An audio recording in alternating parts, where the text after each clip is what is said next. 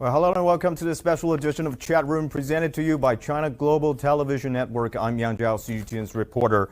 There's a major military conflict between Russia and Ukraine is unfolding and is escalating in the heart of the Eurasian continent. It's been 10 days since Russia has been carried out as a special military operation to the neighboring Ukraine. And today, I'll be joined by reporters and analysts to discuss the latest development, the reasons behind this conflict, and also all of the potential influence to these two countries and the rest of the world. So let me introduce our who's been joining us in chat rooms today. Kent Huang, CGTN commentator. Shen Shuwei, political analyst. Qiao Liang, specialist in international and Chinese politics. Also, I'll be joined by a reporter and stringer around the world, including Yan Uzer, our stringer in Kiev. Hello, Yan. And Aleza Milenkovic, CGTN reporter in Moscow, Russia. Bogdan Trihak in Chernivtsi, Ukraine. And Li Jingjing, CGTN reporter in Beijing. And Dalia Platonova, geopolitical analyst. And they'll keep joining us in this chat room. But before we talk, gentlemen, this is just it's a free chat room, so please just feel free to talk to each other. You don't have to worry about me. You don't have to take care of me. This is a chat room, so everybody can talk freely, and you can cut in every time, anytime you want. Okay, so let's start with something latest. Russia has restricted access to several foreign news organizations' websites, including the BBC and DW. And the Russia's parliament has also passed a domestic law imposing a jail term of up to 15 years of spreading intentionally fake information about its military operation in Ukraine. Alessa, tell us more about this. I think you have more detail about this latest development. Well, there is more development. I read earlier this morning and late last night. For instance, Facebook will be banned according to some of the Russian government sources. Yeah, the Russian government has already blocked the access to the Facebook as a response to their... But also, Facebook had also blocked the Russia, right? They have a restriction on Russia. Go ahead. Yeah, that's the reason why Russians are actually going to do that. What I also read on the Russian media is that CNN is ceasing its Russia operations, so Russian coverage, most likely because of this new law. There is also a couple of other smaller news agencies, Western news agencies, which are going to also cease their work. At least some of them have stopped temporarily. During the weekend, they stopped their work just to assess a legal standpoint of view, whether it will be safe for them to continue doing their work here or not. So that's the latest update. And if one wants to question why is that happening, well, from my perspective, it is some kind of Russian response to a media blockade which was imposed by the West over, and it is almost blanket ban on all Russian media in the West. From day one, I think, of this operation, almost all Russian media were banned or blocked in the West. It was not possible almost anywhere in Europe to access neither Russia Today, neither RIA Novosti, neither Sputnik, almost none of the Russian websites. Also, Russians here and seen here in entire country that, for instance, when they went to YouTube, whichever video they wanted to play, it was preceded by the paid commercial about how Russia is aggressor in Ukraine. And that's something that stirred very much a public opinion here against both YouTube and many other Western outlets. And maybe that's one of the reasons why Russian State Duma, which is parliament, yesterday decided to choose this law, to elect this law, to put that bill into a law. And that's why most likely most of the Western journalists are going to be under stricter scrutiny here in Russia, whether they will continue their work or opt not to do. It is just another step in increasing tensions between the East and the West. What is interesting, what I heard also, is that according to Levada Center, which is in charge in Russia for public opinion, in the first days of the war in Ukraine, popularity of Vladimir Putin rose from 61 to 70%.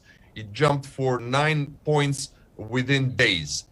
This is also very interesting to hear, because some of the Russians in the beginning, well, even today, do not approve this operation in Ukraine. They don't think it was a good thing.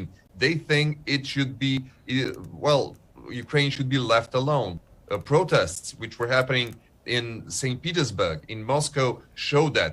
But those protests, for instance, Moscow is a town between 15 and 17 million people, and the protests showed under 1,000 people. So one cannot label those protests as massive. In St. Petersburg, it was several hundred people who actually protested. So overall, Russia seems to support state decision to intervene in Ukraine, or as the official name of that operation in Ukraine is, to conduct special military operation in Ukraine, which aims, according to Russian officials, aims to denazify Ukraine, to strip Ukraine of all of its military might and to degrade its military might, in order to prevent it for having any possibility to conduct any military attack on any Russian target, any targets in Russia. So it's a little bit more complex picture, and I think that Russians here, mostly in the cities which are not major cities like Moscow or St. Petersburg, do support its leadership more than in a major capital cities. One of the reasons for that might be the way of living. Towns like St. Petersburg and Moscow are towns which are more cosmopolitan. They are leaning towards international flights. They're leaning towards buying Western goods, and these sanctions imposed by the West on Russia will affect them the most in the beginning. It will be very difficult for them now to go to, I don't know, Italy, to ski resorts, to Austria, to shopping spree in France or in Germany. For them, that will be much more difficult. But ordinary people which are not living in those two major cities are not going to be affected by that so much, and they don't care about that so much. That's maybe the reason why the inner Russia is supporting this operation much more than those two urban city centers. Yeah. And yeah, it is one more element which is frequently mentioned here in Russia, is also the long-term effect of the sanctions. Okay. Some analysts are saying that these sanctions might be long-term blessing for Russia. In the short term, those will affect Russia dearly, the Russian economy, and they will have, Russia will have to start learning to live within those horrible sanctions. But that said, they said that those sanctions or previous sanctions had pushed Russia from 2014 to change dramatically its internal economy and to start shifting it from hydrogen economy towards self-sustainable economy. For instance, in 2014, over 80% of Russian economy was based on gas and oil. These days is under 50%, and they are increasing that as well. Okay. Let's just be reminded, if you allow me for a couple of more minutes. I'm sorry for taking floor so long. Just wanted to touch the situation with Power of Siberia 2.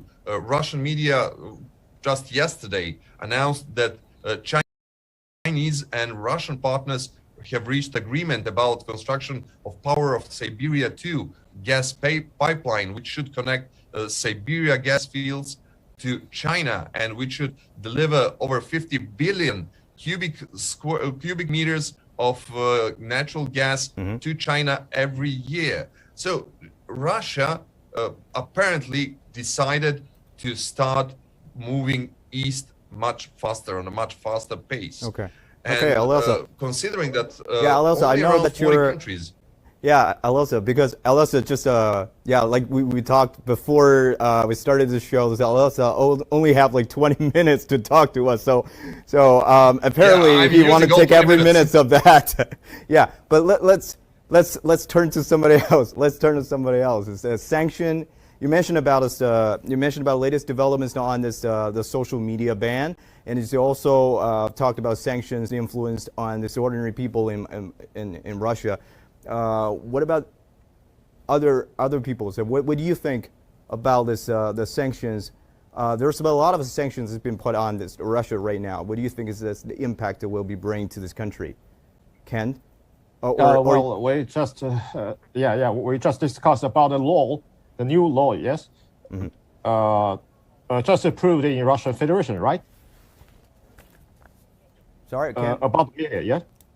Yes, yes. Yeah, so we will see the trying to stifle the Russian economy with sanction, and I think this is a step as measures to be taken in response to sanctions.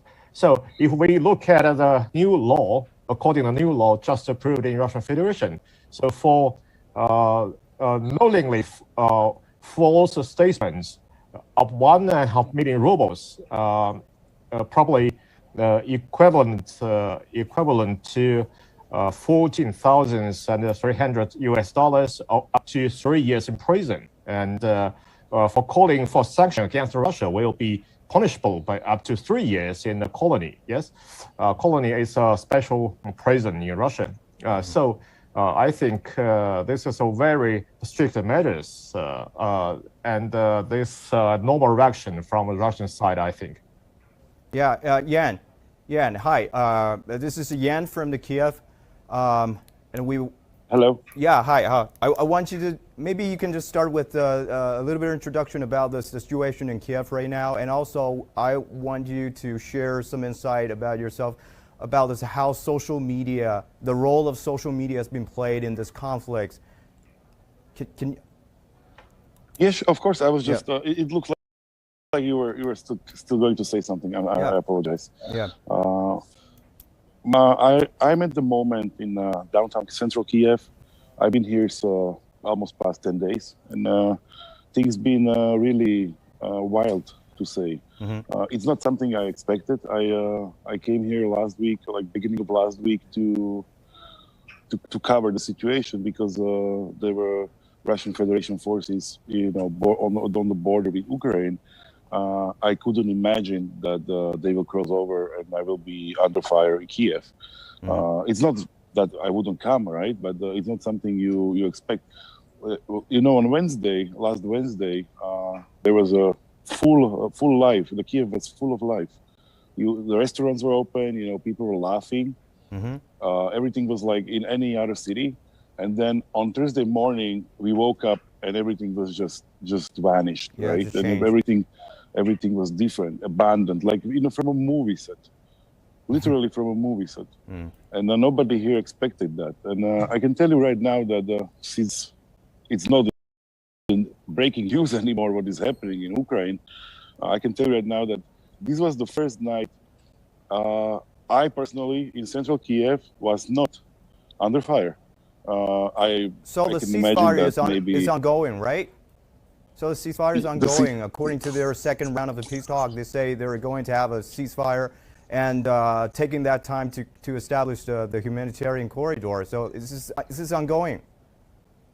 Yes, this is the first time, because the previous peace talks, everybody was asking me what was happening with the peace talks, and we were still under fire. And now this is the first time I went to sleep late at night, and no sirens the whole evening. No sirens in the central Kiev. It's not maybe everywhere else, but some different story. But what I can report from central Kiev, and that is pretty rare, because I was so used to hearing sirens and explosions, and like sort of a mortar fire, anti-air missiles being fired. That's daily. That's daily now. It just during the nights it's even escalating. And now this is the first time I'm surprised. I'm surprised that at this moment we are talking right now, there's no sirens. Usually between 8 and 9 every morning there was sirens and there was attacks and explosions.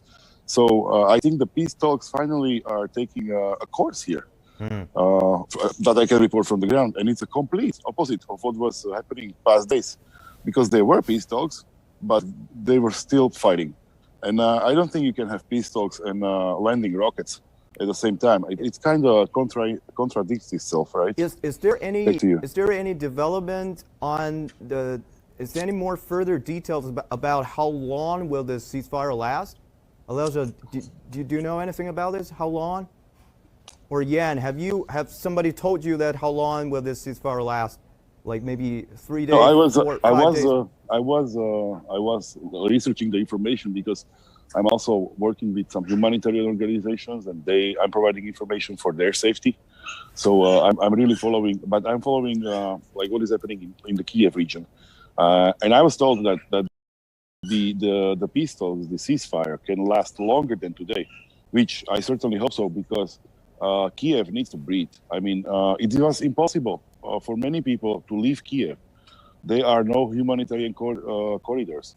Also, the Ukrainian leadership is not helping the situation neither. They put the city on the lockdown, and for example, if I wanted to leave right now, I couldn't even walk out of here, which is not something I would expect that when there is a humanitarian catastrophe that this will happen. I think it's because they are trying to hold males not to escape certain regions, especially Kiev, when there will be a battle of Kiev that is looming over. I mean, the Russian forces are outside of Kiev near the city of Hostomel, and I just seen videos that the Ukrainian army posted, and there was a indiscriminate killing of I don't want to say civilians, it's combatants, but the pictures are not for easy viewers. So there was burned bodies, and it was not an easy sight. So Kiev needs a humanitarian corridors. Kiev needs to be released by the hostage of the Ukrainian government. The only way how we can get out of Kiev is by the train station, and the train station is full. There are people queuing. A train comes in and it's so full in a moment, and then it goes away, and you can see still people running with the carriages and jumping on a moving train. It's a heartbreaking sight. But it is the blame of Ukrainian government that is not taking it seriously. We are being held as human shields here, I would say. Yeah, Alesha, do you know anything? Do you have any updates on the ceasefire time? How long will it last from the Moscow's? Well, I'll first would like to address what Jan has said about the personal feeling he has now in Kiev. I totally understand what he is saying, particularly the first part of living under sirens and under bombs falling on the city, because I'm a Serbian citizen, and we lived, me personally too, for 78 days under NATO and US bombs back in '99. So I absolutely understand the feeling of living under sirens and under bombs. Yeah. And I really sympathize both with him and all the people who are actually there right now. Regarding those humanitarian corridors, that's something we here also heard a lot. But that the situation in Kiev is bad. But we also hear the situation in some other towns like Mariupol are even worse. Mariupol, Volnovakha, Kharkov, all those towns that are facing even far worse humanitarian disaster. I heard there are families that have been evacuated from the Mariupol's humanitarian corridor in Mariupol. About the humanitarian corridors in Mariupol, there are no news so far. What the officials are saying here in Russia, officials from self-declared Donetsk People's Republic are also saying is that they are keeping the open corridor both in Mariupol and in Kharkov, and that people are not getting out at all. They, for instance, quoted that from the town of Mariupol, where 400,000 people are living, only one family successfully went through that humanitarian corridor.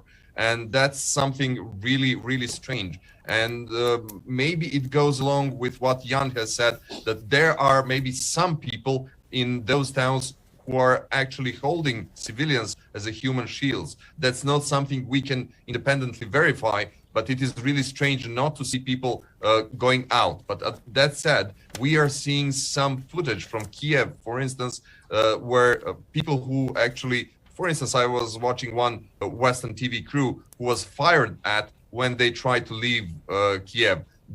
Nobody knows who actually fired at them, whether it was the Russian forces, whether it was so-called saboteurs, how Kiev authorities are saying, or it was Kiev forces. Nobody knows. But people were fired at when they tried to leave Kiev, and nobody knows whether that ceasefire is going to last or going to be taken actual effect or not. One more thing, and I'll have to leave you here.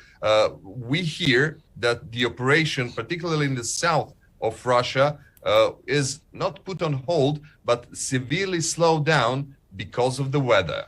Because of the weather, Russian military equipment cannot move as fast as maybe 1 week before or 2 weeks before. That's maybe the reason, one of the reasons behind for not so fast progress on, particularly on the south. And to be honest, Russian forces made a significant progress in the south of the country, and within maybe a week or two, according to some military analysts and some military experts, it is expected that a full control of the entire coast of Black Sea, Ukrainian coast of Black Sea, will be established by the Russian forces. Yeah, Jan, there's a lot of people are worried about this. They care about this hospital in Kiev. Can you just tell us? True. Oh, We are talking about are you maternity hospital. I'm sorry, is Alonso leaving? I have to leave. Okay. I apologize. I would like to say thank you all, and I have to leave. Good luck, Jan, and take care of yourself there. Okay. And I'm sorry that I cannot stay with you any longer. My other duties are calling me. Yeah. Okay, cool. Let's go ahead. Let's talk later in another chat room. Bye for now. Okay, Bye. bye. That's Alonso from Moscow. Yeah, Jan, can you hear me? Go ahead. Just tell us more about this hospital situation. And there's a lot of people care about the COVID-19. The COVID-19, the situation about control COVID-19 in Kiev and hospital, how people can people access to this medicine support and hospital. Tell us more about this. I lost you there for a moment. Yeah. The signal sometimes in Kiev, it just disappears. I think it's too many people connected at the same time. Yeah. The situation about COVID, I can tell you that I asked that in a hospital setting, and I was almost laughed out. And COVID is not something to laugh about. I mean, I understand there's war, but also there's like epidemics, right? When I was working in Western Africa, you had Ebola and a conflict, right? So you can always have the combination of it's not exclusive to be just one. When you have epidemics, you can have also other problems that are global scale, for example. So I can tell you that I think that the Ukrainian citizens who are concerned about their own health, they take COVID seriously, right?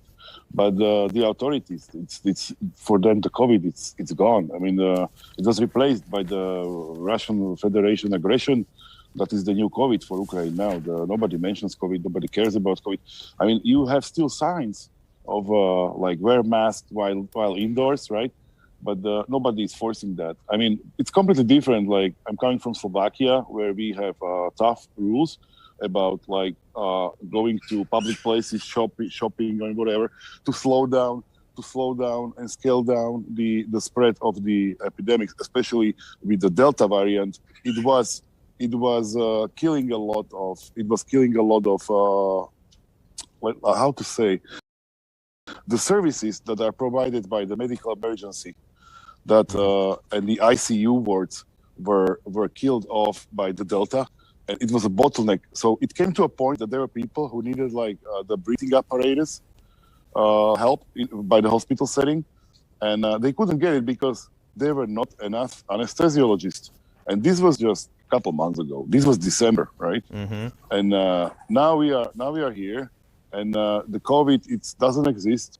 And I don't think it's right, because you still have to protect the people even from in these settings, especially in the hospital settings. Because what I know about COVID, and I work a lot with the medical and medicine people, is that some diseases you cannot really treat them when you have this COVID looming on. Like you cannot have a surgical operation, and then if you get COVID, you die anyway. So this is something that is still there, and Ukraine is not taking seriously.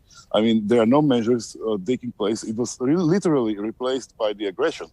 Mm-hmm. But the COVID is not here anymore. And if you start talking about COVID, even with the directors of hospitals, they laugh you out of the building and just don't care about your questions anymore, because they considered COVID to be not worthy to even deal with. Yeah, and it's true. It's true. I understand. It's been it's not a preference. It's and I lost first, people. I lost people to COVID. I know people. I lost friends. So for me, the biggest threat for COVID was to I lost friends. My friends lost family members to COVID, and when somebody laughs about it, I mean, it's indiscriminate. Okay. So just joining us in this chat room is Bolden Treehate. Hi, Bolden. How are you doing? Hey. The Bolden has been joining us in. Can you just tell me the place that you're living right now? Chernihiv. Okay. Yeah. Would you please just introduce us a little bit about the city that you're living, the latest the situation of your city? Because yesterday we had a conversation, but it's been interrupted by the military, by a soldier. Would you just tell us a little bit more about the experiences you have yesterday? Actually, I've been stopped by a concerned civilian who thought I was a diversionist, and I can understand their feelings, because a lot of people are scared, a lot of people are confused. He saw just a random guy filming and doing it in English, so I can understand his feelings. He actually called police on me. The police came and they viewed all of my stuff. I had nothing to hide, because I think I'm a decent person, and of course they let me go. But yeah, still, I'm sorry for the incident. It's not like I could have done anything. So basically, the city that you're living is relatively safe. Am I right? Yes, it is. Okay. So it is kind of away from Russia. So it is in the southwest. So we actually have a lot of people fleeing from the other regions, like for example from Kharkiv, from the south of Ukraine, and yes, due to its distance from Russia, we're relatively safe here, even though we experience sirens, like we hear them almost every day. Okay, so Ken, how do you know? How much do you know about this? The Chernihiv, the city where Bolden is living. I'm sorry, I'm afraid I can't say much about the city because I've never been there. Okay. But I know this city is in the west of Ukraine. Yes. Okay, Bolden. Yes. Yeah, Bolden. So basically, everything is relatively safe to live in the city. So it's very it's fortunate for you. But would you just tell us a little bit about on social media in Ukraine how people say about this conflict? So people are scared. I have actually been a volunteer for a long time. I was a member of several NGOs, so a lot of my friends are what do you do politically as a volunteer? Socially engaged. What do you do as a volunteer? You can hear me? Yeah, I can hear you. I said, what do you do as a volunteer? What kind of a job you do as a volunteer? So I used to work in a center where I was helping the kids from the disadvantaged families with English, French, and math. And now I am a volunteer in the local center where we do nets and grids for our soldiers, so to say, camouflage. Okay. So you can go ahead with the social media question that how people react on the social media about this conflict. You can go ahead. So a lot of people are scared. A lot of them are trying to reach to the Russian civilians, even though I think we've reached the point where it's no longer efficient. They are trying to connect with their international friends from the Western countries, informing them about the situation. We've actually been very active because we see that Ukrainian civil society is strong because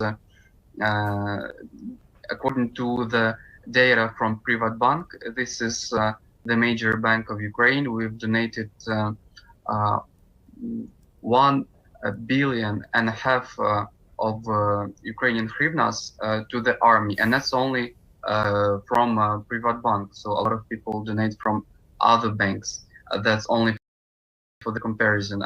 I also have to mention that throughout the whole city there are several volunteering places, and so that you could understand, sometimes we lack places to work in. So there are so many people wanting to help that we are sometimes left with no job. Okay, so what is the current situation of the COVID-19 pandemic in your city, Trinity? Is the situation Thank you bad? for your question. Yeah. Actually, I've contacted my friend who works in the hospital. She says that even though a lot of doctors went to war to help the soldiers, that the peaceful civilians who have been attacked and who have suffered from the Russian attack, so to say, surgeons, anesthesiologists, gynecologists, and dentists too. She says that we still have a lot of doctors here, and we should also mention that here it seems like everyone has forgotten about the COVID situation due to the war. Like, for example, when I was traveling in a train from Kyiv to Chernivtsi, everyone was without a mask on, because when there's war, you do not think about the basic stuff very often. You just think about your survival, and we can see that according to the data, like you can type in coronavirus Chernivtsi, you can see that we during the March 3rd we have 0 cases. It's not because nobody is sick with COVID. It's just because everybody is stopped to get tested, because even when we seek shelter in Poland, in Romania, and other countries as refugees, they let us in without the COVID test. And we should also mention that 35% of Ukrainians are vaccinated, and a lot of us have antibodies. So according to my friend, she thinks that even though the growth in numbers is expected, even though the official data doesn't show it, because again, when it's war, since it's war here, everybody seems to have forgotten about the pandemic situation, and even though the growth is expected, she thinks that we will not have the same rapid and abrupt increase, because a lot of Ukrainians are vaccinated and have antibodies. Okay. Okay. I'm so sorry for the rest of our guests today in Beijing, because it's just very, very precious. This opportunity is very precious for us to reach out to someone in Ukraine. So I want to give them more time. So, okay. Thank you for your cooperation, and you're also free to jump in and to ask the question to our screener in Ukraine. We have We have like 7 sprinter. CGTN have the 7 sprinter is now working in Ukraine. They're sending back the reports that they will have a live cross with us. Then they're also making and producing stories, and we have to put those stories on the CGTN's website. So please just check out those stories, and you can see another perspective, and you can see something really, what is the real happening in Ukraine. So back to Bowden. Do you have any, or your friends around you, your families around you, do you have any plans to leave the country? Or is that possible to leave the country right now?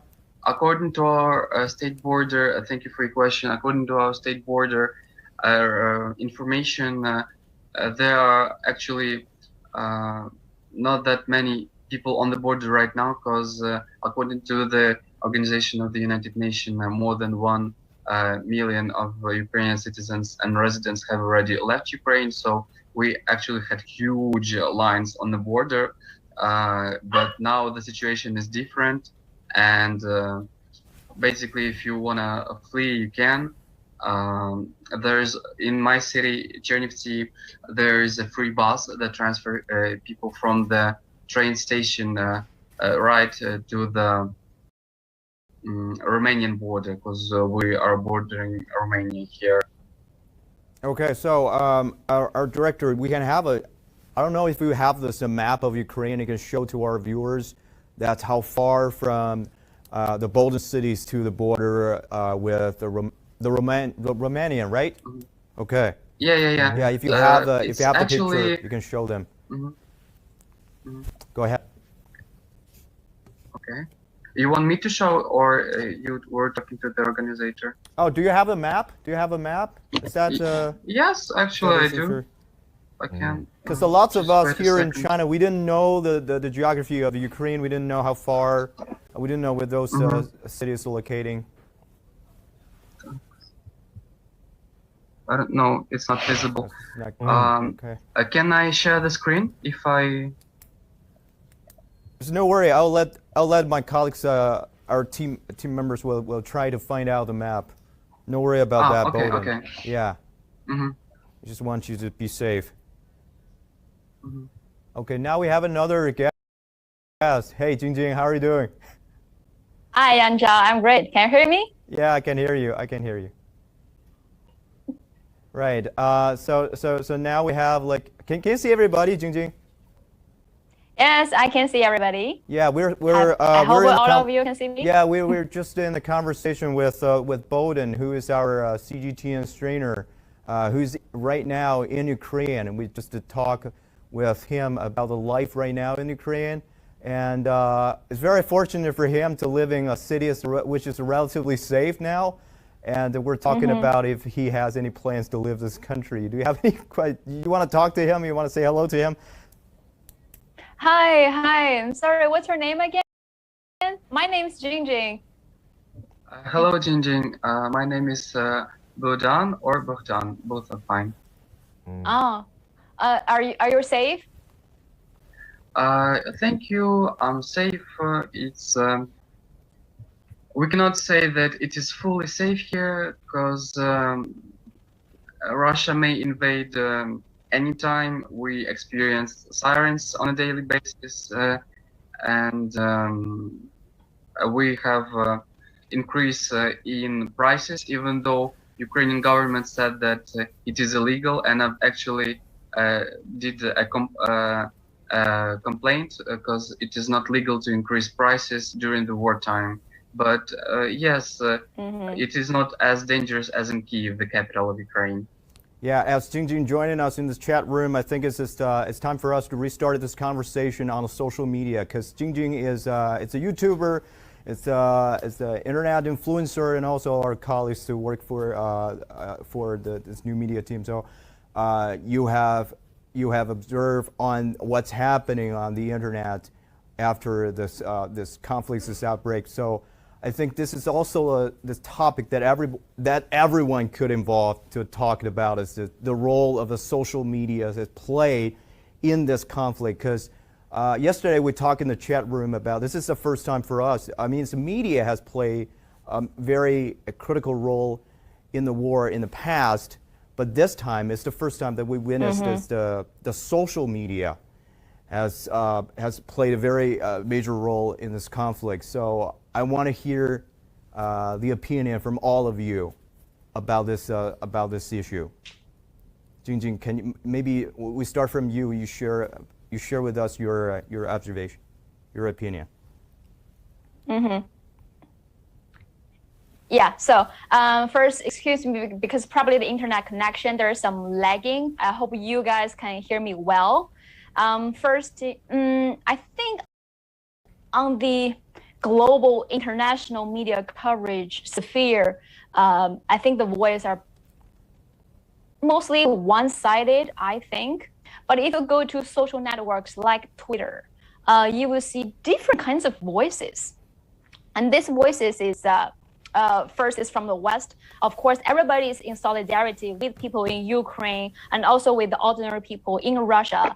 But actually, if I noticed one interesting phenomenon, because that phenomenon is from the global South. Say people from countries like China, like India, or in the Central Asia, Middle East, Africa, Latin America. There's a heavy criticism towards NATO and US and these Western governments, because those people from those countries, they have the colonial past, and they saw so many wars being waged on their continents. So they know what people in Ukraine, in Russia are feeling. Nobody wants to see war in their countries, but the war doesn't just start without any apparent reasons. There's a reason, there's backgrounds, and who fueled those wars. And to the people in Global South, they are very clear the role that NATO played behind this, the role that the US government played behind this. And they are criticizing them both heavily on the social media. So I think last week, there's some Twitter influencers organized this Twitter space. Basically, it's like an audio live chat. People from any corner of the world can join live and give their opinion, give their say. And there's some big influencers who are hosting the Twitter space. So for 3 days, each day, the Twitter space live stream lasted for like 8 hours, 8 hours long each day. And people from everywhere were joining and giving their opinions. And most of the voices are coming from people of color, brown people, black people, Asian people. And they really against US involvement and keep fueling the conflicts. And the people from this continent, from these countries, are calling everybody from Global South to join hands together to stop this imperialism and colonialism from governments like the United States and the NATO. I think so. It's very, but those opinions are rarely being mentioned by Western mainstream media or those we say countries from the first world. It's rarely being mentioned, and actually, even slightly criticism towards NATO will be ignored or pushed back by mainstream media journalists. So you see the different voices from different parts of the globe, but it's interesting that only one side of the voices being mentioned by Western mainstream media. Okay, Shuwei, do you feel the same? Because yesterday we talked about the social media react on this issue, and we think we have heard a one-side story. We didn't see too many different voices. Shuwei, what is your opinion on this? So now the one-side stories still continue on social media, especially after many voices from Russia were banned on social media, and now you can see very rare people. And even I have noticed that if some accounts are pro-Russia or even distributed Russian content, they will be labeled by Twitter or Facebook or YouTube, and they will give a hint or label that this information is maybe from Russia affiliated media or something else. And some accounts were even blocked by the social media. So now we see that the information warfare is coming to a new stage, that those tech company are playing a very, very key role. And previously there is arguments like in the US or in European Union, where is the boundary for those tech companies to control the speech or control the content on those social media. So now it is a time for okay, the connection is weak. Well, hey guys, so let me just read you something. Where is the views almost the same? Yeah. Oh, okay. Yeah, let me just read you some of the comments that's been collected from the Facebook. And someone says USA get there in the name of helping, but we're looting. I think it's accused the U.S. It happened because American. Another said it's happened because American and West leadership involved in Russia internal matters. And as Jingjing said, there are this anti-NATO and anti-U.S. rhetoric on the internet. Bolden, you might want to share with us your opinion on this. Is there any voices? How people in Ukraine think about the role of NATO and think about a role of the U.S. played in this conflict? Thank you for the question. Firstly, I'd like to say a very popular joke that is on the internet now. We used to, I'm citing, we used to think that the European Union was weak and NATO was strong. Now we think that the European Union is strong and NATO is weak. I kind of can understand what the leaders of NATO may think, but of course we would be very glad if NATO could shelter our sky, because if they do so, we will win 100%. And while it's not done, we're suffering from the Russian aggression. And I'd also like to mention that actually a lot of Russians, according to the polls they did, support Russian actions, support Putin. Like you may see even on the medias that haven't been banned, like TikTok, you may see Russians complaining about the basic stuff like, oh my God, I cannot go to IKEA. Oh my God, I cannot buy a new car. I will not fly to France in a month as it was planned. And it is only a few of them. And it is not the most harsh ones. We may see a lot of people. Mr. Bolton? Yes. What is the top priority for Ukrainians on social media? Is it Twitter or Facebook or TikTok or which one is the most influential one in Ukraine? Thank you. I'd say it depends on your, so to say, social profile, which includes your age, your occupation, and so on. But which one has the largest users, or like people use Facebook more frequently, or? In general, I'd say that nowadays it's either Facebook or Telegram. Telegram is an app developed by Durov, if you know. So yeah. It is very popular because a lot of people get the information from there, and it's very quick, even though nowadays it is overloaded and it is bugging a little bit. Yes, a lot of people get their information there. Okay, so people in Ukraine, they get the information of the war or the conflicts, the latest updates, mainly from Telegram.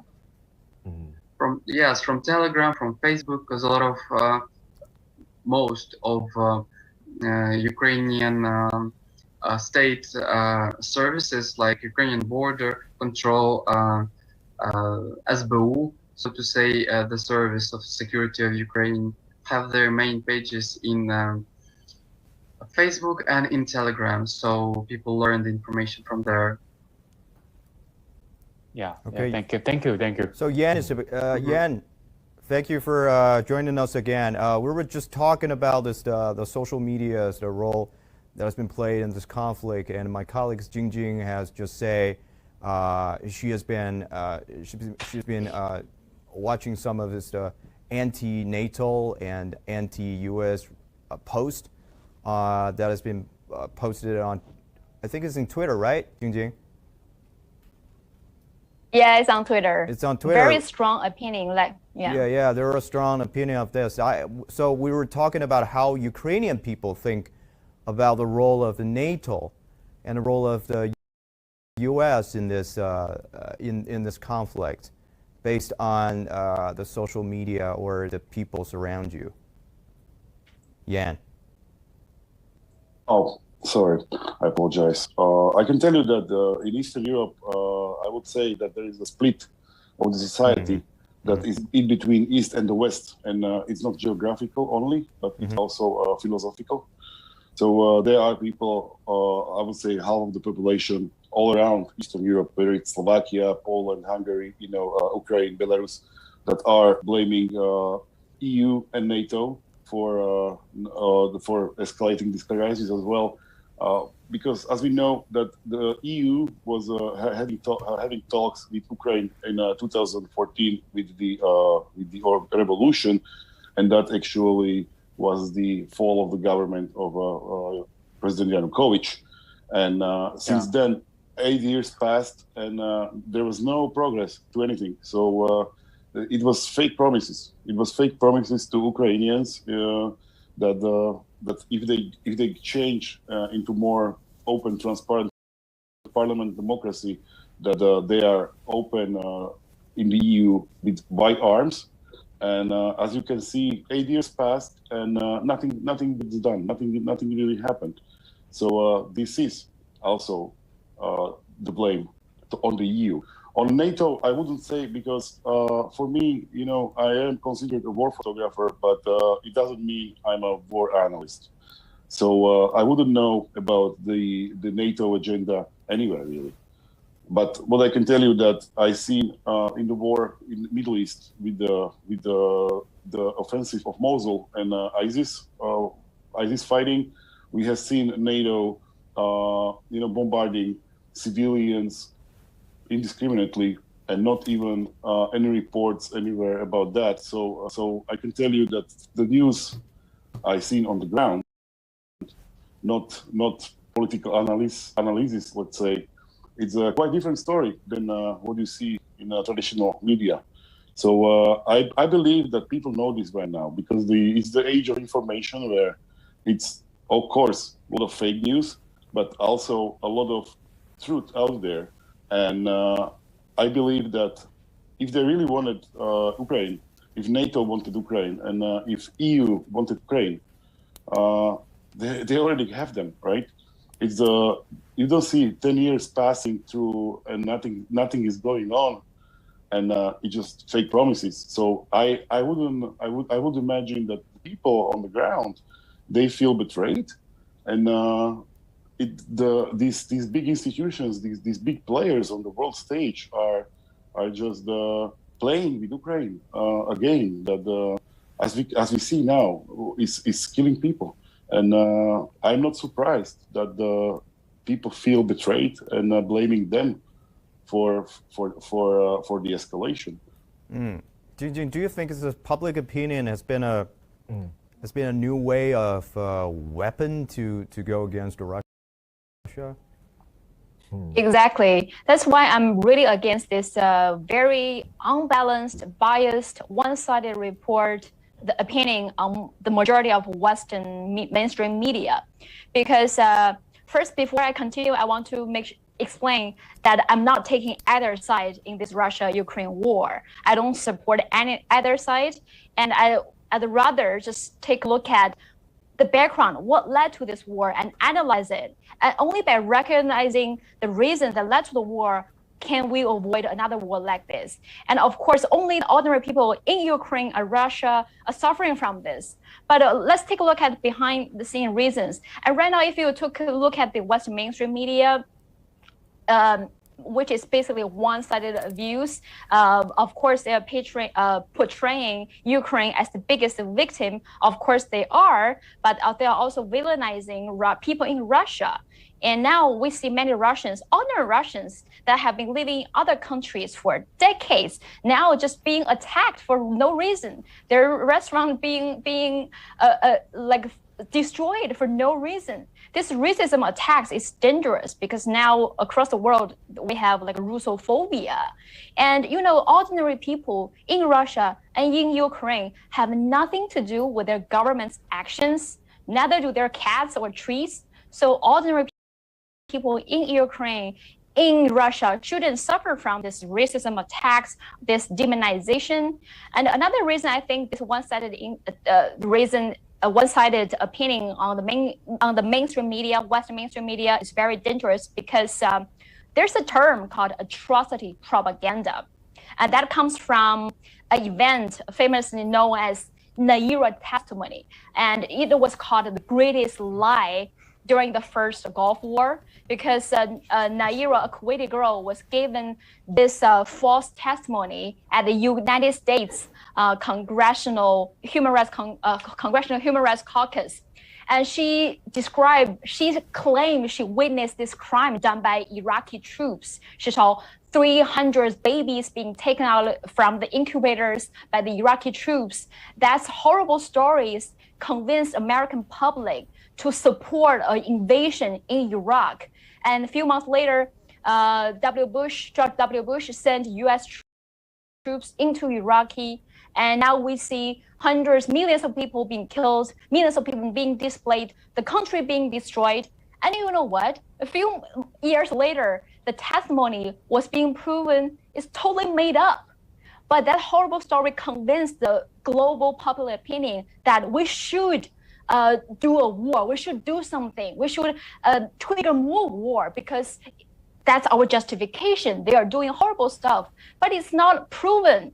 And until 4 years later, you realize it's wrong. Then it's dangerous. The damage is already done. And now we are seeing the same thing. And we need to look at both sides, information from both sides, because during a hot war, there's also an information war, which means both sides are throwing a bunch of informations, part of a true, part of a false.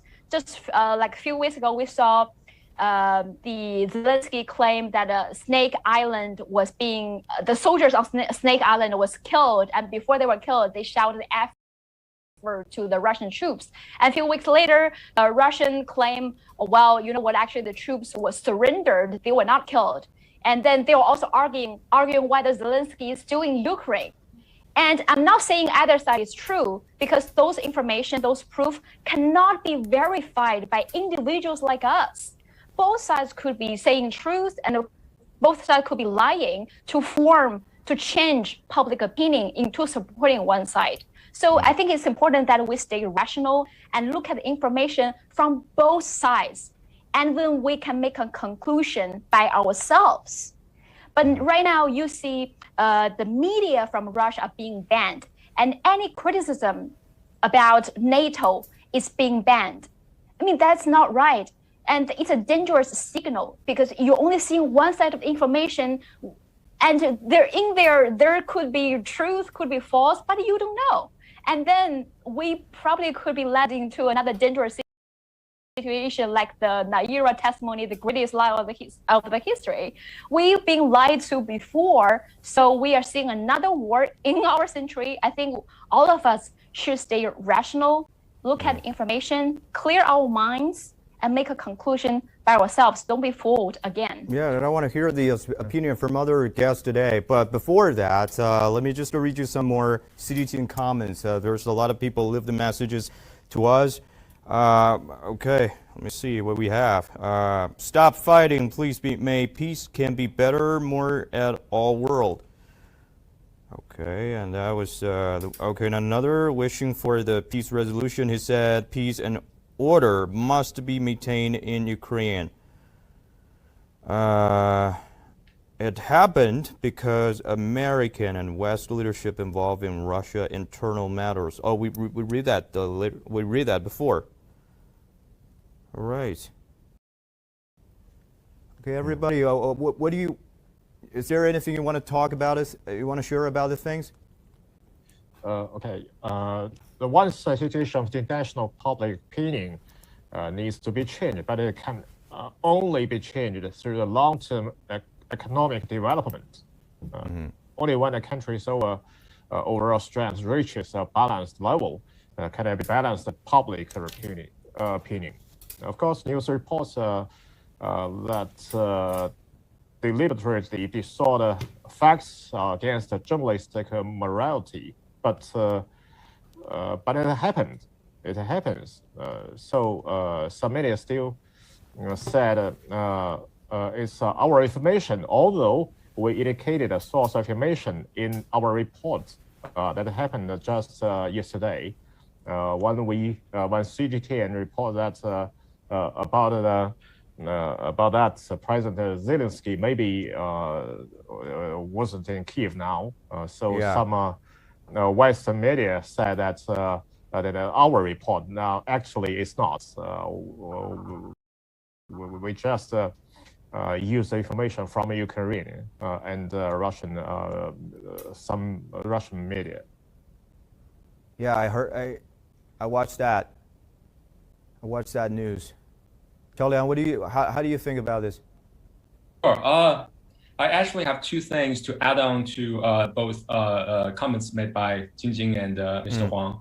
What I think, first of all, is you just read some of the English comments that we collected from CGTN, showing that most users, they express their anger and frustration, and also aspiration for peace.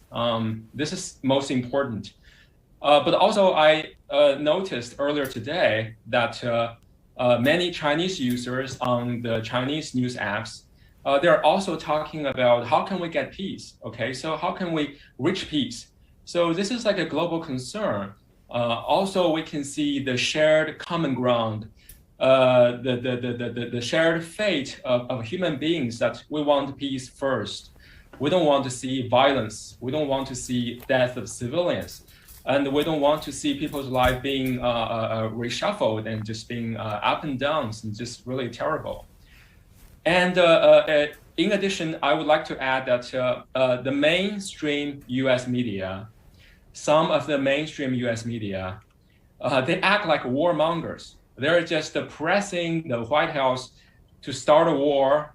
They interview many of the retired generals and have this really hawkish voices, hawkish voices to say, hey, we should do something about this. We should send people to Ukraine, send weapons to Ukraine, and just to fight against Russia. So this is like a very biased opinion, but dominated on the US mainstream media. However, I noticed some other much less mainstream US media, they kind of express their own feelings about it. I have a very short passage I'm going to read to you. So according to a recent YouGov CBS News poll, 76% of adults said the US should place economic sanctions on Russia. But however, now more than majority, 71% thought the US should not send troops to Ukraine. So I'm thinking we should really listen to I agree with Xinjing, we should really listen to the people, not only the mainstream that we all have access to, but listen to people's voice, okay? So even for those who kind of have like a doubt or having a second thought about this conflict between the US and Ukraine, but those Americans, they are disagreeing with the mainstream media. They don't think sending troops on the ground fighting against the Russian troops would be a clever idea, would be a wise choice. Yeah, actually now we can see the Ukraine has become another background for the information warfare, and it's also a test ground for this kind of information war. And we mentioned about the social media's role, and we can notice that there's a mechanism in like the US and many European countries' government. They put digital strategy as kind of national strategy, and they have the government department to in charge of all the issues. They have the training strategy, they have the academy, and they have the training course, and they have the teachers, and they have a complete set of training courses. And so now many people have realized that the digital war is so important. And if we go back to history, just few months ago, the conflict in the Horn of Africa, like the Tigray conflicts, we can see the media war. There's a war, a go and forth between the federal governments, between the local governments, between the West and from the different parties. There was a war, and in the Syria conflicts, and we can also see the social media is very influential. There are a lot of fake news and disinformation and the misinformation. So from the current situation in Ukraine, especially on the digital strategy, now it is an alert for many countries, not only for their regulators, but also for their like military forces, their governments, their public opinion influencers, and also for those tech companies. They all need to reshape their strategies and the policies, and especially for the regulators, how to deal with this kind of misinformation and disinformation, not only in this wartime or conflict time, but also in the peaceful time. Because in the peaceful time, misinformation and disinformation could be weaponized. And for those countries who are lack of digital infrastructure, they should keep alert, and this can be a threat to their national security in the peaceful time. So I think that is we should also pay attention to what is happening in Ukraine, especially for their digital warfare. Yeah, yes, I like this discussion.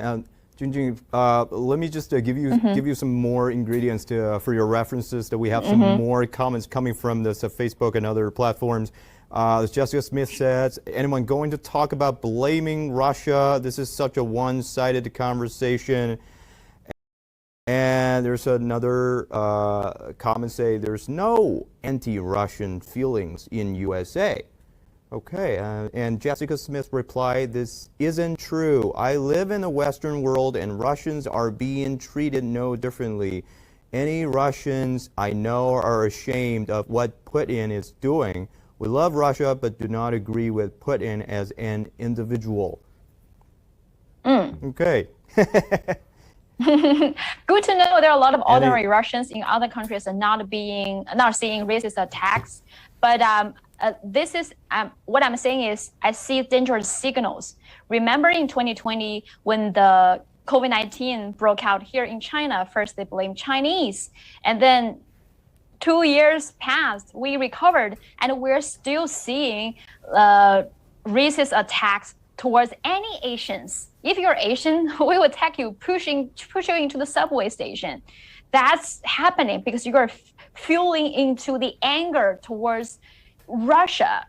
And then we are already seeing Russian musicians, Russian artists being banned from everything, from music, from conducting music, from singing.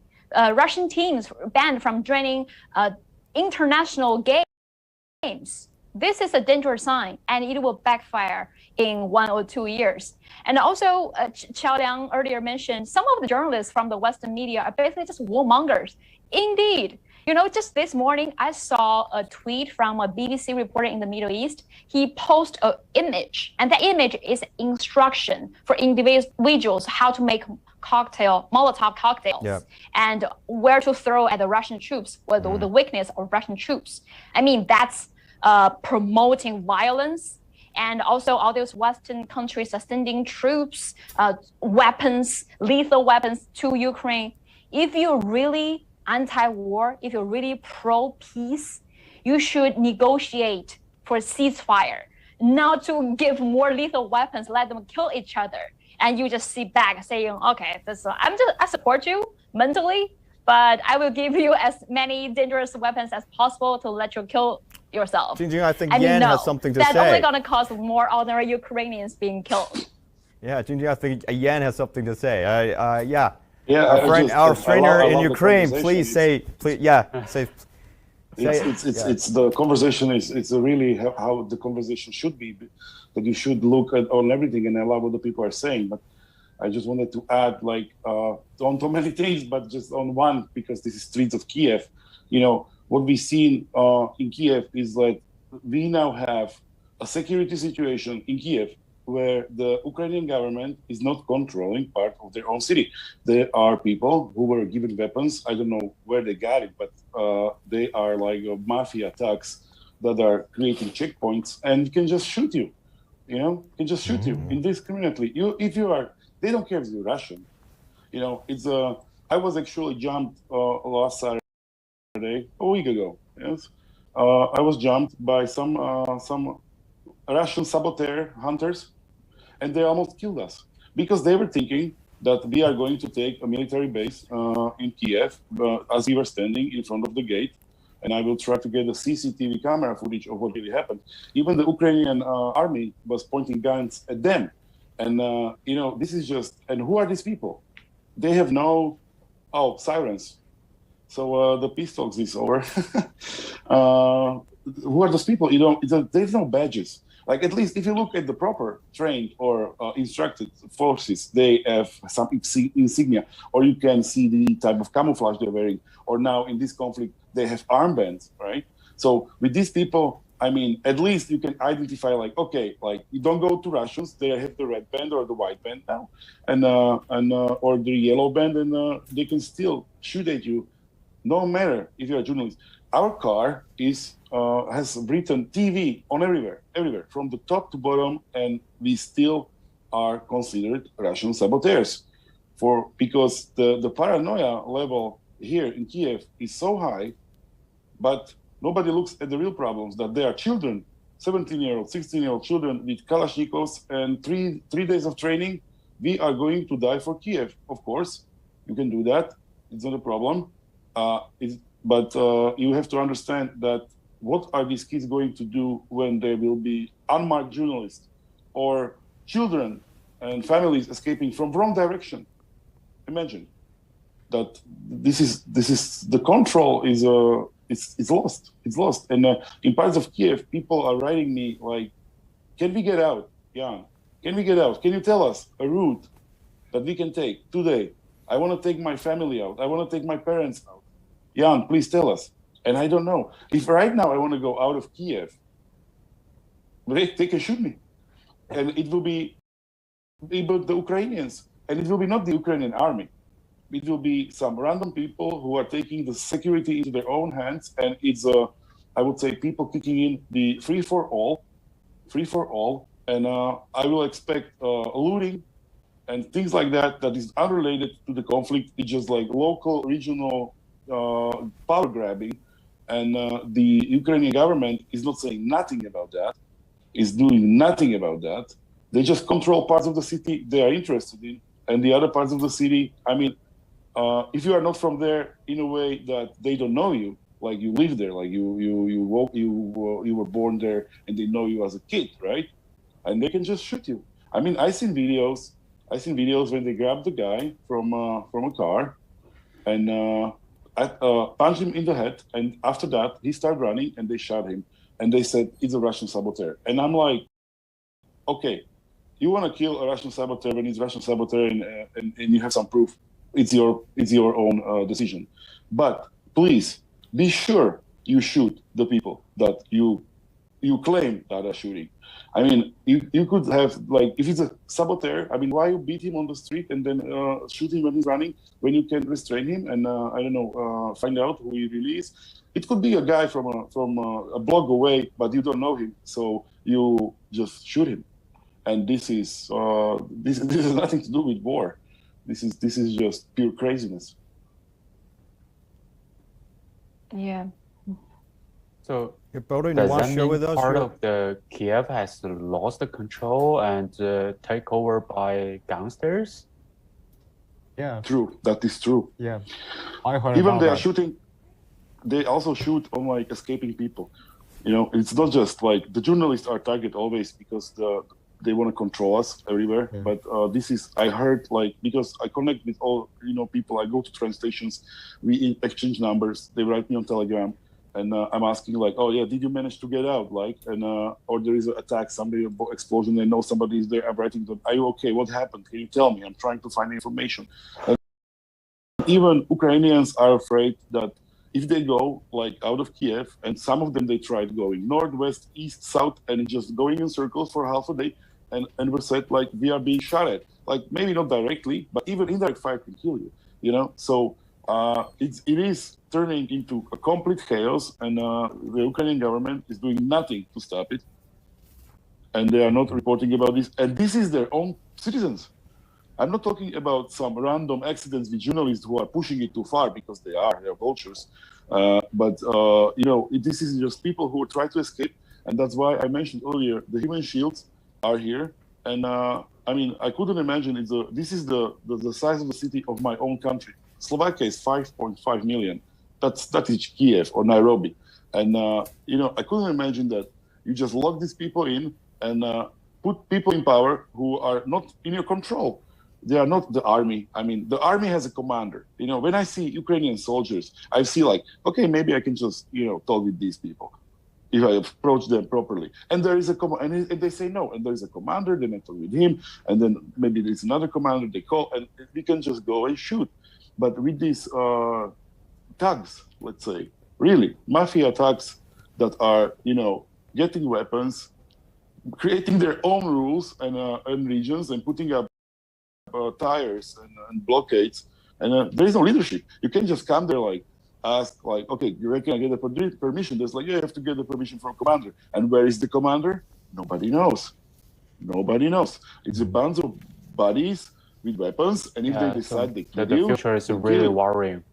Yeah, it is. Wow, your voice is so valuable. I mean, this kind of information and opinion and observation rarely get into the international media sphere, which is dominated by the Western journalists. I mean, your voice, because they're promoting violence, promoting war, and now it's hurting Ukrainians, people, citizens in Ukraine. They have no idea what it's really like for people like you. Wow. Thank you so much for speaking out. That's right. I had to. I had to, because it's not making my job easy, that I cannot report, and they stop me from doing it. They point weapons on me daily. You know, they're asking for my press card, but I mean, like, as we see, you can just copy that out of the internet. So I mean, it is chaos, and it's going to get worse. And I'm just I feel ashamed. I feel ashamed that nobody actually is talking about this, because it is at large. I'm sorry, Ian. If I understand you correctly, you mean what about you said? It seems like the Ukraine government gradually lost the control on some cities, for example, Kiev or Kharkiv, is right? Not the whole city, parts of it. Let's say it's a 5 million city. So let's say there you have a part of it with it's 10,000 citizens living there, and you have 50 locals with guns running the show. That's what I mean. It's not the whole city. I mean, it's not the whole city, but it is happening more and more. You know, and I see pictures on Twitter like defenders of Kiev, 17-year-old children. Right? I mean, like 17-year-olds can kill, 19-year-olds can kill, but they have no training. They don't understand who and what they are doing, and who is responsible, and who is giving orders, and it's just crazy. Yeah, so parts of the city's public security were taken by gangsters, and children, they know nothing about what is happening on war. And on social media, we see there are some volunteers, they just promote the young generations to be volunteers in the army. That is not correct way. So so we're so very sympathetic to the situation of Ukrainians. Yeah, I just want to add one thing to what Jin said, because I read another article on Western media, because some foreign troops, foreign soldiers from, for example, the UK, all these other countries want to join to fight for Ukrainians. But you know who those people are? Who want to fly across several countries to another country to fight in the front line? Very extremist, dangerous people. Some of them are the white supremacists. They believe non-white people are not real Europeans. And some of them say publicly on media they want to join the Azov battalion, like the very violent extremist group in Ukraine, to fight with them. And all those people who want to join fighting another country's war are those very dangerous, racist, extremely dangerous people. And now they're going to go to Ukraine to fight a war. You don't know who they will attack or kill. And when they go back to their country, you had no idea what they're going to do, because they just released the most dangerous, violent part of themselves. And same for those people in Ukraine, because normal citizens, they want to fight. They want to flee. They want to stay safe, protect their families. Only those, and some of the criminals are being released from the prison. And some of the dangerous group of people want to fight. Now the governments are giving them weapons. You are giving criminals, people with extreme ideas, weapons.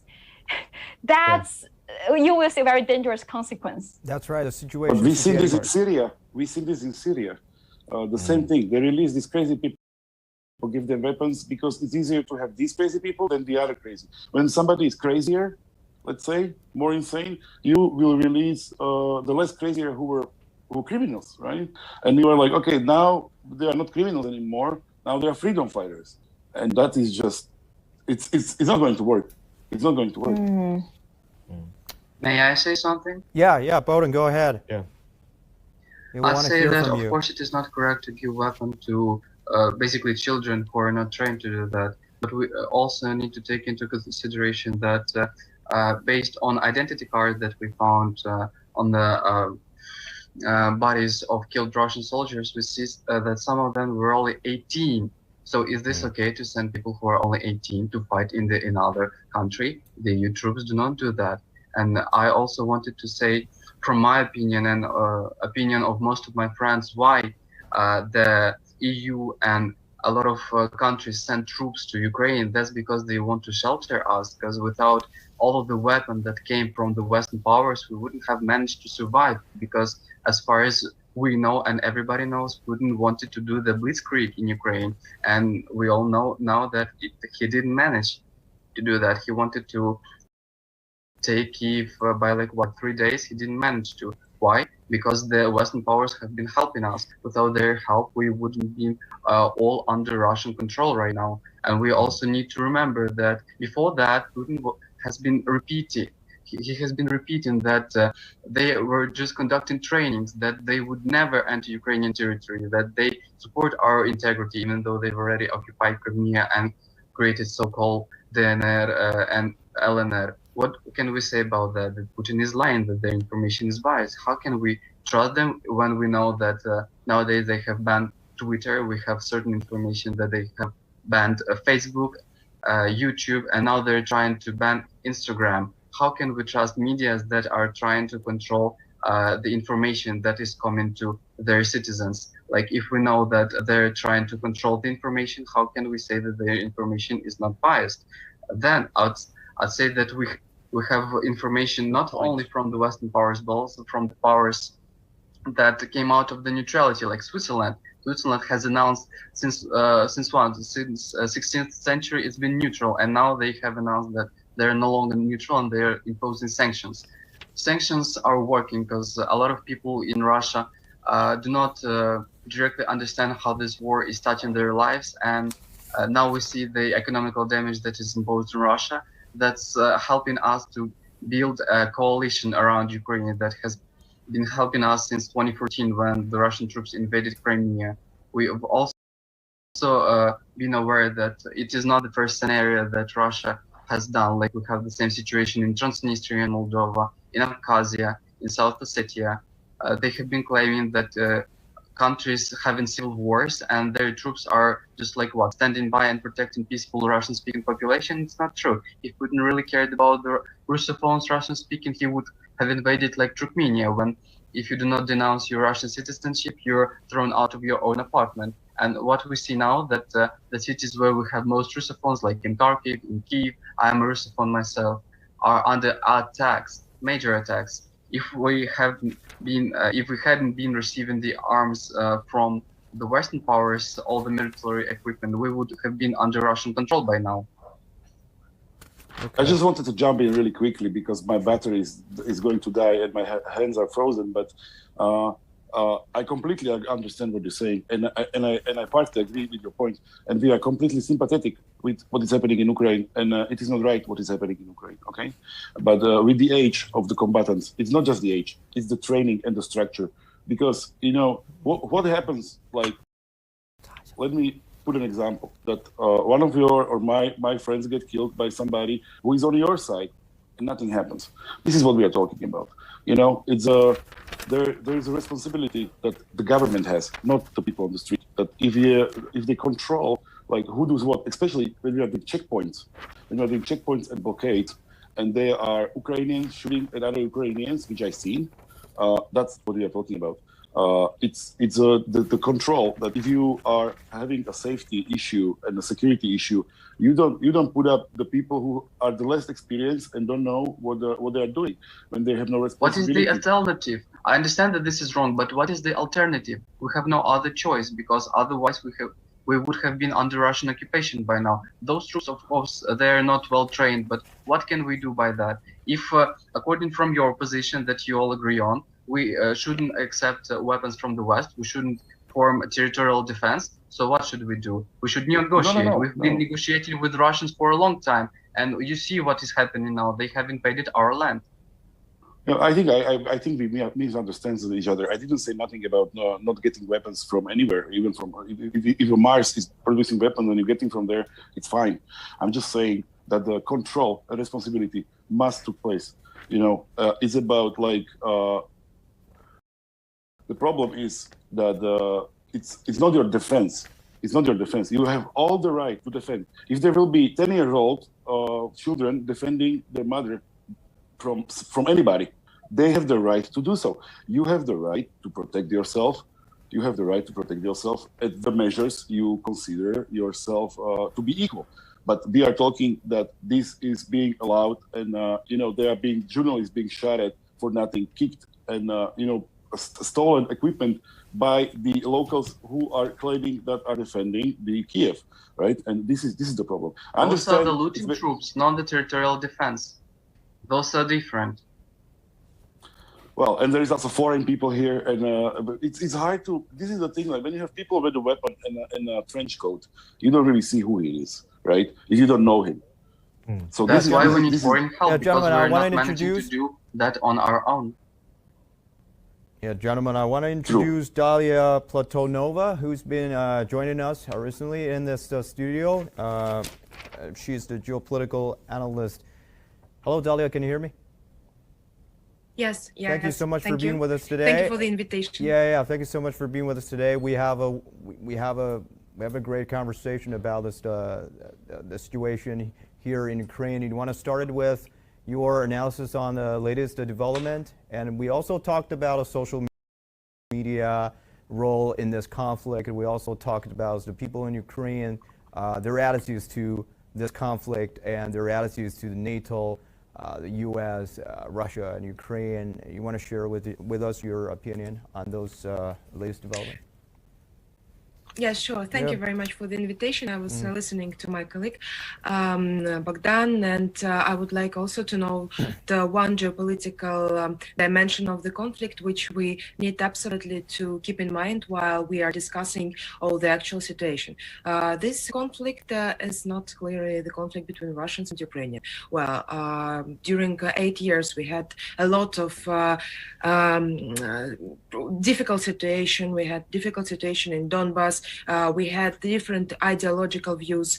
Actually, from 2014, Ukraine started to be orientated towards the West and towards the nationalism. And I can't say that Zelensky is a nationalist, but there were existing the group of different radicals which were not banned and which also was somehow developing the Russophobic rhetorics. But this is not the major problem. Even if they existed, that was not the provocation of the war. That happens. It was also in the Baltic countries where there was this Russophobic sentences and ideological positions. But the thing that the fuel into this conflict was put by the United States.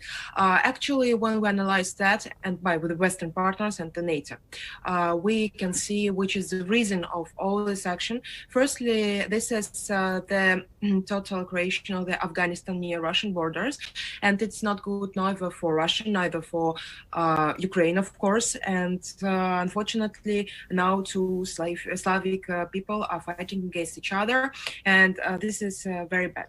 The second thing is that NATO is behaving now very strange. From one side, it was supporting heavily all the decision of the Ukrainian government, and it was provoking to this conflict to be started. But in the same time, NATO now is trying to keep itself aside and actually helping, for example, Ukraine and putting sanctions against Russia. From the other side, it doesn't close the flight zone on the Ukrainian territory. So that means double standards.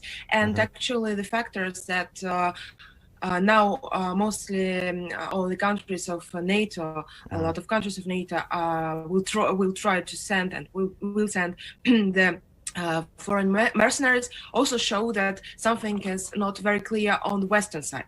It means from one side, NATO and US were supporting till the beginning of the conflict heavily Ukraine. And now they started to do a new logic, a new strategy. And this is a very, very, very interesting geopolitical situation. They try to use proxy, and we see the radicalization of European Union. And this is how now the geopolitical bloc of unipolarity tries to act. The second thing, which is very important also to note about the current situation, is that Russia started operation with high-pointed strikes, and its aim was to demilitarization, as our president Vladimir Putin says. So it means to put of the functioning, the key structures, military structures of the Ukraine. Ukrainians started to do a strategy of live shields, and actually our Russian defense minister, spokesman, Major General Igor Konashenkov, noted that this was provoked by the U.S. advisors, and that U.S. advisors told the Ukrainian military leadership to place rocket artillery in the residential areas in order to use civilians and human shields. This caused a lot of problem, and Konashenkov, the representative of Russian Defense Ministry, also noted that such actions can be regarded as a war crime, and he added that these techniques were actively used by the CIA-supervised terrorists in the Middle East and other countries. So what I would like to know to the discussion is a lot of interesting geopolitical points, firstly, which we need to analyze, and especially the role of the West. Secondly, I would like to add that the West is now making and strengthening its support, but not openly. So it means the mercenary, the PMC, which already are in the region, and maybe they were even before announcement of Vladimir Zelensky. And for this, and in this proxy war, there are US instructors who also taught Ukrainian army to use these techniques of the live shields, and actually that damages not only the Ukrainians but also the international people, the other people who are in Ukraine. For example, there was a cave in Kharkov several days ago with the Indian students, and Modi and Putin talked also about this question. So that can cause a lot of harm to all the conflict. And the other thing is that we absolutely need to understand that Russian and Ukrainians are in the roots similar people, quite similar on the cultural level. And for example, many of us, like me, we have Ukrainian blood in us and Russian. So that can't be a fight in ourselves. It's a fight of external forces versus yeah, that was the deep reasons to cause this, the whole conflict. McCann, would you please just give us a little bit more background on this, the conflicts, about this, the deep, some history, and it's very complicated, actually. Yeah, you know, the reason. If we would talk about the reasons, so many people think the reason is actually the expansion of NATO to the east. So when I ask the interpreter, then I will try to explain my position in Chinese. Okay, sure, go ahead. Okay, all right. 好，我们经常呢谈到这次俄乌冲突的这个一些深层次原因啊，当然一般人都认为呢，深层次原因呢就是这个北约东扩造成的啊。实际上呢，这个里边呢，除了北约东扩呢，还有这个俄乌之间呢长期以来激烈的矛盾这个问题。当然这一次呢，以军事冲突的形式呢，最终爆发出来。实际上呢，这个里边还有一些历史和文化的上的原因。由于前苏联解体之后啊，这个乌克兰东部地区呢，因为它是这个属于重工业区，这里边呢有煤矿、大量的冶金企业、机械制造业，所以传统上乌克兰东部地区呢和俄罗斯的产业关联更加紧密一些。乌克兰呢北部地区呢有地处平原是世界上3大灰土地带之一，所以呢这里的农业呢比较发达，而且呢乌克兰的这个农产品和西部及北部地区出产的工业品传统上出口到西欧地区，这样就造成了乌克兰西部地区和欧洲的经济贸易更加紧密一些所以这在从经济角度来讲呢，就造成了乌克兰东西部地区不同的政治倾向。另外呢也有我们熟知的一些文化和历史的原因，比如说乌克兰东部地区呢传统上居住的是俄语居民，那么在西部地区呢传统上居住的是以乌克兰语居民为主，还有一些原因呢就是历史上的原因，因为在历史上这个尤其是在苏联刚刚成立的那个时期呢，乌克兰呢这个周边呢有很多这个一些这个领土呢是不是被通过行政手段呢这个被并入乌克兰所以呢俄方呢一直认为呢这个呢也是有失历史公正的实际上呢乌克兰在历史上有很多领土呢是从这个其他这个地区呢并入的，比如说在西部地区是吧，就是这个卡尔巴阡山是吧，这个外卡尔巴阡山这个就是 Zagreb 这个地区呢实际上呢是从波兰呢从斯洛伐克呢划进乌克兰的，这就是当年呢二战结束之后苏联政府呢这个作为对这个二战损失的赔偿要求这个把这些地区呢划进了乌克兰包括呢这个克里米亚我们也很熟知了，就是在1954年的时候作为这个俄罗斯乌克兰和平300年周年这个礼物呢由当时的苏联领导人呢以赠送的形式这个划进了乌克兰等等，所以呢这些经济上的、历史上的、文化的恩怨呢这个叠加交织在一起最后呢这个造成了今天这个很多这个复杂的局面当然另一方面呢，乌克兰自从独立之后一直呢试图加入欧盟和北约Since the independence of Ukraine, it has been seeking into the entry of NATO and European Union, and multiple presidents have made it their goal to do that. And once it signed this agreement with the European Union, which was considered a first step, and has also been written into the constitution of Ukraine. And in Donbas region, there has always been a lot of conflicts. It has been a very turbulent area. the Russian, they will consider this close connection and cooperation between Ukraine and EU a major threat to them. And regrettably, this situation has not been addressed through political or other means. Of course, before you say, I just want to explain a little bit about what Ken just said, just to give us some very informative background about this, the historical perspective and a political perspective behind this conflict. This is very, very important because that was the information that has been missed out in on the social media. So I think it's very critical for Ken to fill this gap for us. Go ahead, Jingjing. Yeah, I just want to tell Bogdan because earlier he explained to us his stance, and I totally understand. Like you said, if it's the West weapons, we will be conquered, invaded by Russia. I totally understand your frustration, your stance, and I respect that. And but I think, and as I said earlier, I'm not on either side. I'm just as an outsider. I'm seeing this situation rationally and trying to look at information from both sides and analyze it. And it's very, my sympathy goes to people in Ukraine and in Russia as well, because they are the innocent victim of this war. But I think it really, like our previous guest said, it is not just a war between Ukraine and Russia. It's actually a war between the West and Russia. And Russia and Ukraine has really deep connections historically and culturally.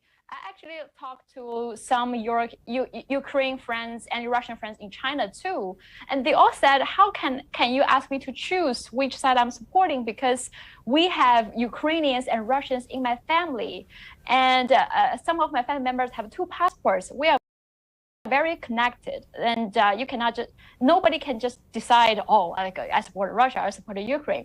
So they are in frustration too, but unfortunately, I think some Western countries are using Ukraine because it's geopolitical reason locations, using Ukraine to set up this proxy war to achieve their goals. And I think it's very unfortunate for people in Ukraine and Russia, and actually for Europe too, because when there's war happening in Europe, the pipeline, gas line being suspended, the economy was struck, the entire Europe will sacrifice something economically on every level. The average Europeans will suffer from this. Yep. But only a few elites, only a few people in the United States will benefit from this because, for example, the weapon manufacturers, their stock are growing steadily every day. And those warmongers are benefiting from this war while they are seeing you guys fight. So I think this is a bigger context I just want to address. 晶晶，我想补充一下，可以吗 Back to you, Yangzhou. Yep. May I say some words? Yeah, Ken, go ahead. Yeah, we can hear you. We can hear you. 对，我想补充一下刚才晶晶讲的啊，晶晶刚才说的这个观点呢，我也是认可的，就是说这个战争呢，并不是完全俄罗斯和乌克兰之间的战争，对吧？其实呢，跟深层次原因呢，还是 war is not only between Russia and Ukraine. I think we need to look at the deeper reason. It is because of this kind of hostile relations between Russia and the Western countries. I think it is because this mistrust between the strategies of these 2 countries. In 2000, when President Putin assumed office, Russia was actually considering joining NATO and EU. So because after this disintegration of the Soviet Union, NATO must be preventing the Europe from falling apart again, and also need to protect NATO members against possible foreign this kind of intrusion. So nobody wants to be divided again, and nobody wants to challenge NATO, which is the biggest political and military alliance. But when President Putin assumed office, they they proposed to join the NATO but was refused. And Russia also proposed to, join EU, but was also refused, saying that it was like an elephant that's trying to take a shower in a basin. So this kind of mistrust between Russia and NATO is actually a root cause for the expansion for NATO, which finally have stepped on the toe of Russia. So Ukraine was actually caught in the middle of this kind of conflict or hostile relations. And finally became like a victim in this kind of division. Just say it, it's not just a war between Ukraine and Russia, it's the West. It's between Russia and the West. Right. Bohdan, you want to go ahead with this? It's all about trust, right? Yes, it's about trust. Unfortunately, I do not speak Mandarin, but I wanted to say something. Thank you, Jinjin, for your comments. I really appreciate you expressing your opinion and sharing the information from the Ukrainians and Russians you know who are in China. I'd also wanted to say that my grandmother identifies as Russian, and we cannot say that we do not have anything in common in Russia. Also, I wanted to mention that without the Western powers using Ukraine, we wouldn't have survived. I want to stress that, and there are no alternatives. Of course, it is very bad what is happening right now, but we see a lot of damage caused by Russian military troops. And now, again, about the information from the both sides, we see that, Daria, I think you can back up my words. We see that Putin has banned even calling the war war. We cannot call a cat, as we say in French. I'm a French teacher, because if somebody calls as they say, military conflict, in Ukraine, if they call this conflict a war, they will be imprisoned. Daria, is this true? Actually, there is a difference between the war and the special operation, because when the war is, it's like all the army against all the army of the other side. When there is a special operation, that means that not all of weapons which the Russian army, for example, here is used in the conflict. So it means only a half, and it means not all army, but only a part. So this is an operation in this sense. And actually, speaking from the military point of view, it's absolutely correct. I wanted also to add one thing. Daria, I'm sorry. I wanted to ask you. We have some information that dead soldiers that we found some dead soldiers from Siberia, in the far east of Russia. So it's not. So we cannot call it war. We have some dead soldiers from Russia that. Bohdan, can their you repeat? identity cards was from Siberia. Both of you are saying so at the same not... time. Yeah, Bohdan. Yes, I'm here. Bohdan, keep saying. Thank you. So we have information from identity cards of the dead Russian soldiers. They are all over from Russia. They're from Siberia. They're even from Kamchatka, some of them. They're from St. Petersburg. They're from Moscow Oblast. So we cannot call this a full-scale war, in your opinion? This is the professional warriors which were sent to do the demilitarization and denazification of Ukraine. So this do is you agree very with important to note. I agree fully with this statement, because I was analyzing from the military point of view, and I was communicating with the Ministry of Defense and asking them exactly the questions you raised up. So I was asking them in details to get the whole picture. I wanted to say, Bogdan, you mentioned very important thing, that you agree somehow that there is the Western help, and it helps from your point of view. But the thing is that all this conflict and this hot phase was reached by the Western powers. So yes, they help you now, but they provoked the conflict. They was provoking the instability. No. The question Russia had. We have a Jewish president. How can you conduct denazification when we have a president of Jewish origin? Sorry, this is not the argument. He didn't ban the Nazi organization, but that's not the topic of what we are speaking now. The question is that now here is the problem. NATO was provoking this war.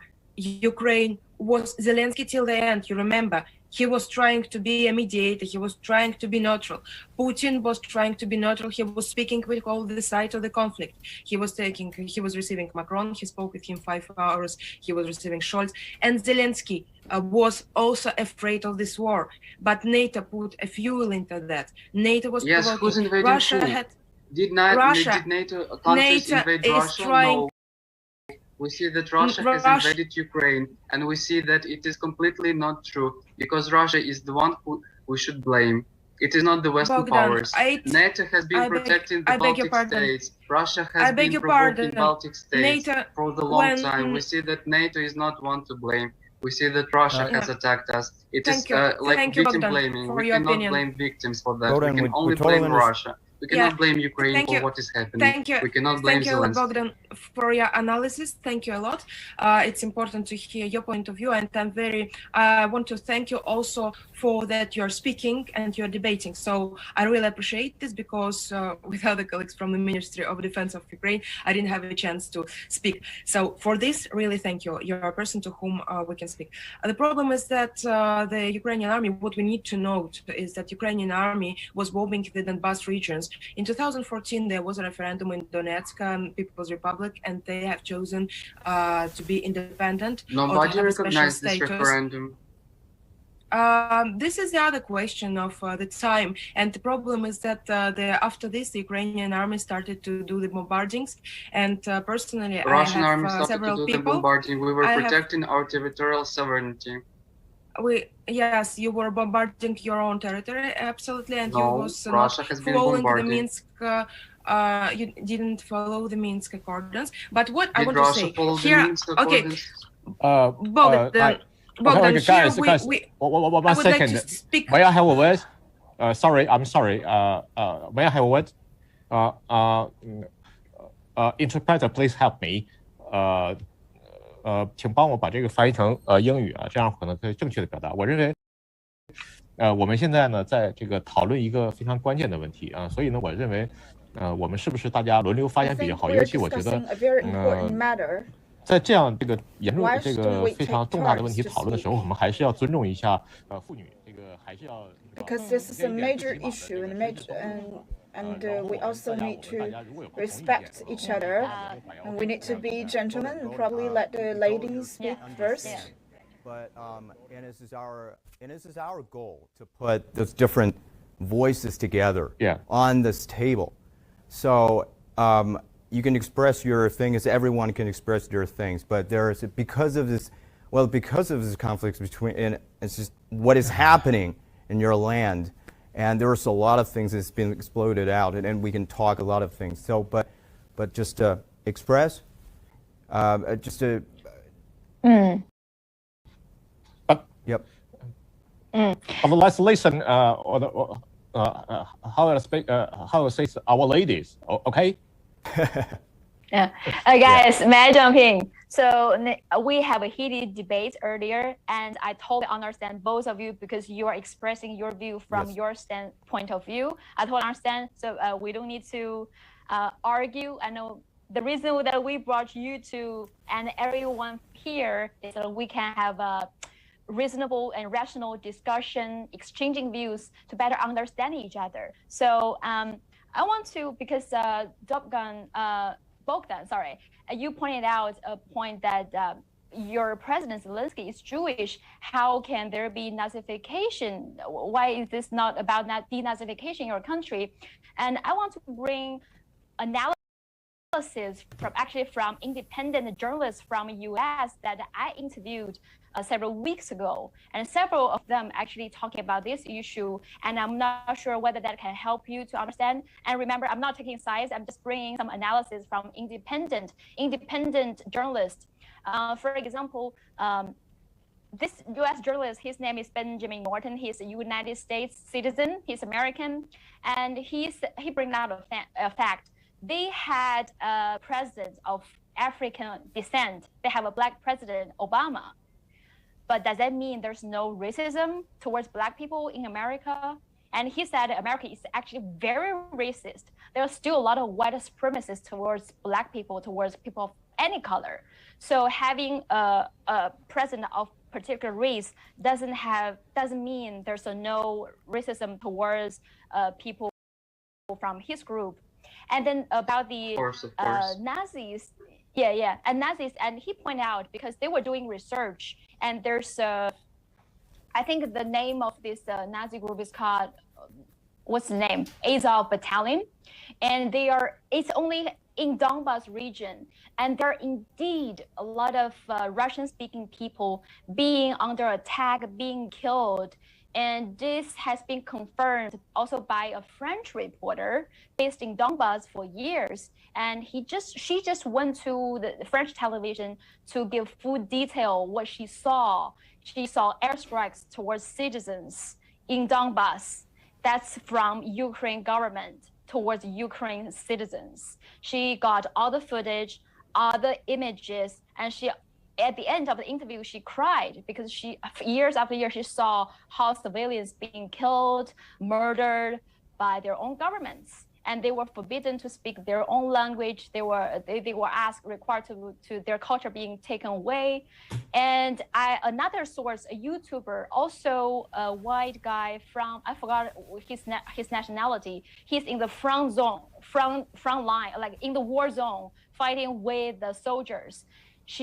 He also captured a lot of videos of how the airstrikes was towards the Russian-speaking Ukrainians, and that's actually from the Ukraine government. I'm not saying all Ukrainians are Nazis. Of course, I'm sure a lot of you just patriot. You love your country. You will defend foreign invaders, either they are Russians, either they are from any other country. I will do the same if any other country send troops to my country. I want to defend. Doesn't matter the geopolitical reason. And I feel your anger. And our country experienced the same war 100 years ago. Several countries sent their troops in our land, grab our land, and they are telling Chinese, you cannot enter this land because it's our territory, it's our colony. Foreign troops from UK, from America, from Russia, from Japan, they're fighting in our cities, in our territories, and claiming they are all their lands and not forbidding Chinese to enter. We know this struggle that we cannot have control of our own territory, but here I'm pointing out the facts and analysis from neither Ukrainians, neither Russians, neither Chinese, but actually from the United States, from the UK, from France. They saw such things. There are some Nazi groups in certain areas, especially in Donbas region. But also other Ukrainians, other countries, you feel patriotic, you want to defend Russian troops. Of course, you have very reason to. So I mean, I'm pointing out there are two different events, different opinions on the same land. That's so, right. I mean, you guys, yeah. Yeah, thank you. Thanks for your insight, Jingjing, and we totally understand what you can feel, Boden. We totally understand what you're feeling right now, and we welcome all different kind of a discussion. We put this is, like I said, this is our goal. This is our major goal, is to put everything on this table and we talk about it, because no matter what kind of this is the conflict or is the war, and no matter which party has been involved in this conflict, the ordinary people's life has been damaged, has been ruined, and those are people who will take this burden, who will have the results. So, we very much hope for a peaceful resolution, and we hope this peaceful resolutions will be coming soon. All right, thank you so much for everyone to be in this chat room today, and I'm looking forward for more discussion in tomorrow's chat room. Thank you so much. Thanks again, appreciate it, and bye for now.